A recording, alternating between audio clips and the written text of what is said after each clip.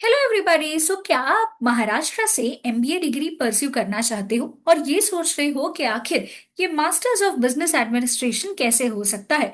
Because MBA करना बहुत सारे बच्चों का सपना होता है, एक ऐसा पोस्ट ग्रेजुएट प्रोफेशनल डिग्री जो फोकस करेगा आपकी बिजनेस और मैनेजमेंट स्किल्स के ऊपर, साथ ही साथ आपको लीडरशिप और डिसीजन मेकिंग स्किल्स को भी और ज्यादा शार्प कर देगा। तो यहाँ पे एमबीए अगर हम बात करें तो बहुत सारे अलग अलग फोकस एरियाज में होते हैं। जैसे कि एग्जांपल ले लीजिए कि बिजनेस हो गया, फाइनेंस हो गया, मार्केटिंग हो गया, ह्यूमन रिसोर्सेस हो गया, ऑपरेशंस हो गए, एंटरप्रेन्योरशिप एटसेट्रा। अब बहुत सारे स्टूडेंट्स यही बात को लेके सोचते हैं कि आखिर ग्रेजुएशन के बाद हमें करना क्या है। जहाँ पे कुछ बच्चे सोचते हैं कि इन्वेस्टमेंट बैंकिंग एक बहुत अच्छा करियर स्कोप है, वहीं पे कुछ बच्चों को डिजिटल मार्केटिंग बहुत ज्यादा अट्रैक्ट करता है। कुछ बच्चे ऐसे भी होते हैं जो logistics, production and global trade, export import में इंटरेस्टेड होते हैं। एंड आज के टाइम पे तो स्टार्टअप्स को तो गवर्नमेंट भी प्रमोट कर रहा है। तो अलग अलग एंटरप्रेन्योर्स जो है ये रेडी है मार्केट में आने के लिए। तो एमबीए डिग्री जो है गाइस आपको ये सारी चीजों के लिए तैयार करता है। और इसके लिए आपको महाराष्ट्र से अगर एमबीए परस्यू करना है तो अपियर करना होगा Maharashtra MBA CET entrance exam. अब ये एंट्रेंस एग्जाम क्या होती है, इसके लिए एलिजिबिलिटी क्या है, इस एग्जाम का पेपर पैटर्न क्या होगा और कौन सी ऐसी टॉप कॉलेजेस है जो आपको टारगेट करनी चाहिए, ये सारी चीजें हम लोग इसी वीडियो में डिस्कस करने वाले हैं। तो सबसे पहले गाइस ये एंट्रेंस एग्जाम आपकी साल में एक ही बार होती है। तो ये एग्जाम कंडक्ट करी जाती है सीईटी सेल के द्वारा। अब इस एंट्रेंस एग्जाम को अपियर कौन कर सकता है? तो इसके लिए एक ऐसा पर्सन जिसका ग्रेजुएशन कंप्लीट हो चुका है और उसे ग्रेजुएशन में मिनिमम 50% होनी चाहिए, अगर वो जनरल कैटेगरी से बिलोंग करता है। और अगर कैंडिडेट एक रिजर्व्ड कैटेगरी से है, जैसे कि एससी, एसटी एक्सेट्रा, तो उसको मिनिमम 45% जो है ग्रेजुएशन में होना कंपलसरी है। और अगर आप एक ऐसे स्टूडेंट हो जो इस वक्त अपने फाइनल ईयर में हो, मतलब 2026 में आप अपना ग्रेजुएशन का एग्जाम अपियर करने वाले हो, तो भी आप 2026 की एंट्रेंस एग्जाम के लिए एलिजिबल हो। एंड साथ ही साथ ये भी बताया गया है कि इसके लिए कोई अपर एज लिमिट नहीं होती है। मतलब सपोजिंगली आपका ग्रेजुएशन बहुत टाइम पहले कंप्लीट हो चुका है, आप इस वक्त पोस्ट ग्रेजुएशन भी कर चुके हो या जॉब कर रहे हो, बट आपको और बेटर स्कोप एंड अपॉर्चुनिटी के लिए एमबीए परस्यू करना है, तो भी आप इस एंट्रेंस एग्जाम को अपियर कर सकते हो। अब ये एंट्रेंस एग्जाम जो है साल में एक बार होती है, जो एक्सपेक्टेड है 2026 की एंट्रेंस एग्जाम मार्च के महीनों में होगी। ये एंट्रेंस एग्जाम ऑनलाइन मोड में होती है, बट क्या हम घर बैठे बैठे इस एंट्रेंस एग्जाम को अपियर कर सकते हैं? The answer is no. इस एंट्रेंस एग्जाम को रजिस्टर करना होगा और फिर रजिस्ट्रेशन करने के बाद आपको एग्जाम डेट मिलेगा। और एग्जाम डेट के कुछ दिन पहले आपको हॉल टिकट आएगा जिसमें आपका एग्जाम सेंटर का एड्रेस रहेगा और वहां जाके आपको आपके एग्जाम को अपियर करना है। So it is a computer based online exam, but आपको सेंटर में जाके अपियर करना होगा। अब स्टूडेंट्स के मन में ये सवाल आ सकता है कि 2026 का जो एप्लीकेशन फॉर्म है ये कब एक्सपेक्टेड है? तो गाइस ऑफिशियल नोटिफिकेशन एक्सपेक्टेड है in the month of November December, और रजिस्ट्रेशन आपका स्टार्ट हो जाएगा जनवरी तक। तो अगर आपने चैनल सब्सक्राइब नहीं किया है तो कर लीजिए, ताकि जैसे ही कोई भी अपडेट आती है उसका एक डिटेल्ड नोटिफिकेशन आपको मिल जाएगा। अब ये एग्जाम जो है इसका पेपर लैंग्वेज सिर्फ इंग्लिश मोड ही होता है। तो अगर आप एक ऐसे स्टूडेंट हो जिसकी इंग्लिश पे कमांड बहुत अच्छी है तो कोई टेंशन की बात नहीं है। बट अगर आप कहीं ना कहीं इंग्लिश पे अपनी पकड़ और ज्यादा रखना चाहते हो तो आपको सही स्ट्रैटेजी यूज करके इन कम पीरियड के टाइम में आपको सारी चीजें कवर करनी होगी, क्योंकि पूरा पेपर क्या होता है, इंग्लिश में होता है। बेस्ट पार्ट ये है कि सारे जो क्वेश्चंस है ये एमसीक्यू टाइप ऑफ क्वेश्चंस होते हैं, जिसमें आपको लिखना कुछ भी नहीं होता है। तो इसके लिए स्टूडेंट्स को काफी हद तक आसानी हो जाती है। बट ये नहीं समझिएगा कि पेपर जल्दी खत्म हो जाएगा। ऐसा इसीलिए क्योंकि अगर हम पेपर पैटर्न के बारे में बात करें तो आपको 200 क्वेश्चंस पूछे जाएंगे, जहां पे हर एक क्वेश्चन एक मार्क कैरी करेगा। बट ये 200 क्वेश्चंस आपको 150 मिनट्स में ही सॉल्व करने हैं, विच मीन्स दैट आपके पास लेस देन 1 मिनट का टाइम है।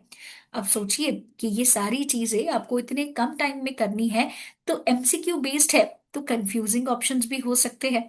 एंड काफी बार ऐसे भी हो सकता है कि अगर सही स्ट्रैटेजी का इस्तेमाल नहीं किया तो एक छोटा सा सम सॉल्व करने के लिए हमने 2-3 मिनट अगर लगा दिए तो कितने सारे क्वेश्चंस हम अटेम्प्ट ही नहीं कर पाएंगे।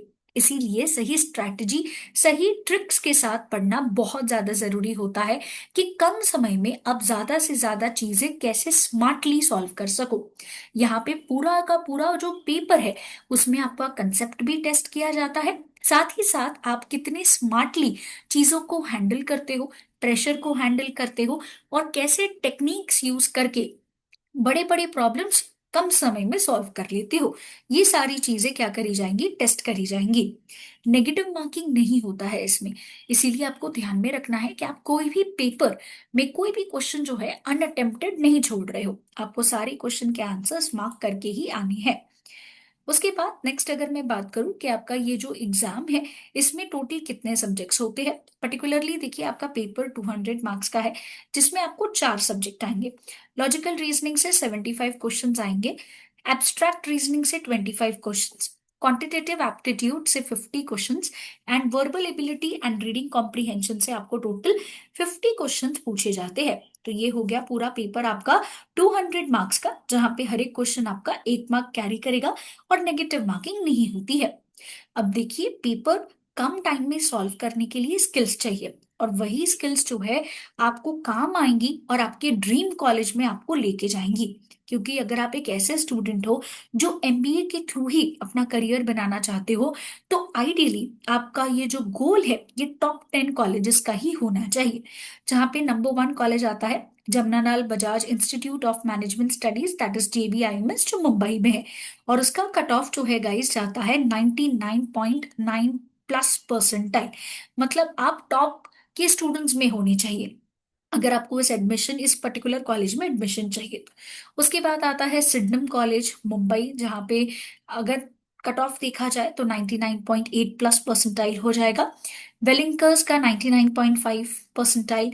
इसके अलावा पुणे में पुम्बा का 99 परसेंटाइल प्लस। एसआईएस मुंबई का 98.8 परसेंटाइल। इसके अलावा जेवियर्स का 98.25, चेतना कॉलेज का 97.8 परसेंटाइल। इसके अलावा मुंबई एजुकेशनल ट्रस्ट का 97.7 percentile. Lala Lajpat Rai institute of management का 96.5 percentile. And Indira institute of management Pune, इसका 96.2 प्लस परसेंटाइल। जैसे कि आप देख सकते हो कि ये टॉप कॉलेजेस की जो सीट्स हैं बहुत ही कम है, बहुत ही रिजर्व्ड है। तो आइडियली आपका जो टारगेट स्कोर है गाइस, जो आपके लिए सेफ स्कोर होगा एक टॉप कॉलेज के लिए, वो होगा कि आपको कम से कम 98 परसेंटाइल से ज्यादा लाने हैं।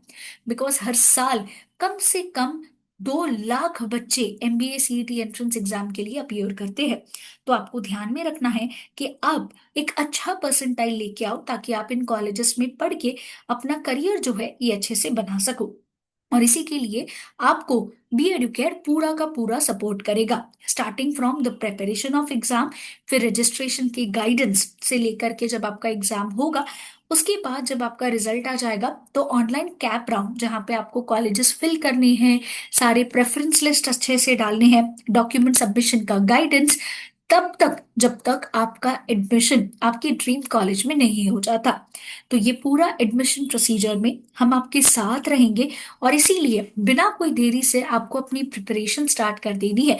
जहाँ पे हमारे offline coaching centres Ghatkopar and Dombivli में है, ये हमारे एड्रेसेस है, आप यहाँ पे विजिट कर सकते हो। और अगर आप लोग क्लासरूम या फिर ऑनलाइन कोचिंग रिकॉर्डेड लेक्चर्स ताकि आप सेल्फ स्टडी कर सको, तो उसके लिए आप हमें नंबर पे कांटेक्ट कर सकते हो, या फिर ऐप को डाउनलोड करिए ताकि आपको समझ में आए कि किस तरीके से आपको प्रिपरेशन जो है ये करनी है। फॉर मोर इन्फॉर्मेशन चैनल को सब्सक्राइब कर लीजिए, एंड अगर कोई डाउट आ रहा है तो नीचे कमेंट बॉक्स में मेंशन करिए, या फिर आप हमें नंबर पे भी कांटेक्ट कर सकते हैं।